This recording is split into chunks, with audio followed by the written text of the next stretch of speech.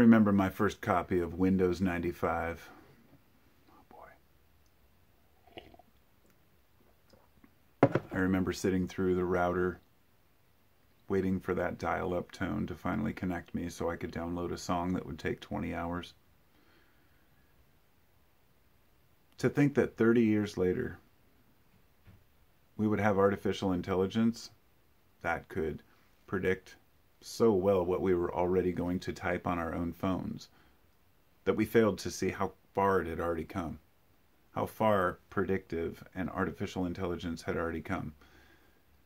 And then when OpenAI hit the waves, or when some of these art programs like, Midjourney became available to the public, we saw exactly what AI is capable of, how far we've come, and holy shit, is it going to be a crazy ride in the next few years.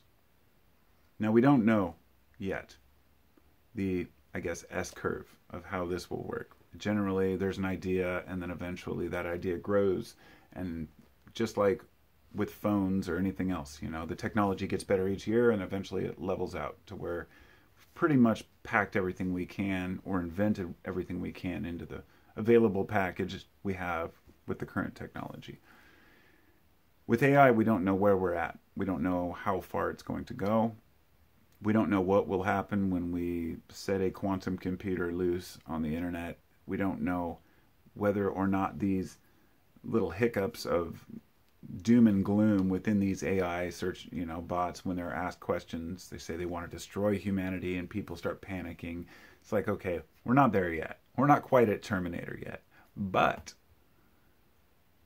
what if we gave it control? What if we gave one of these artificial intelligence, these bots control of and full access to the internet? What kind of things, what kind of menacing bullshit could they get into?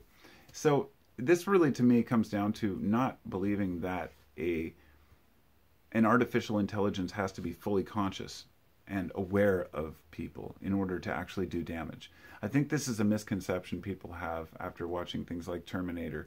But I think Terminator also is a great example. The machines don't really seem to be that aware. Like even they said in Terminator, they're kind of dumb, and they're using the sensors and the available data they have to, hunt down humans and kill them.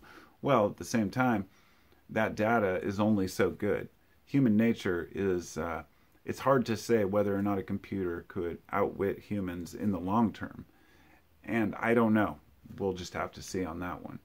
But the scarier proposition is not that something becomes fully self-conscious and then decides to eliminate humans or cause problems in the grid, but that something that is not fully self-aware, but that has access and data, could use the data humans have put into the world and base all of their decisions on what humans say and believe. And by the way, humans are relatively dumb.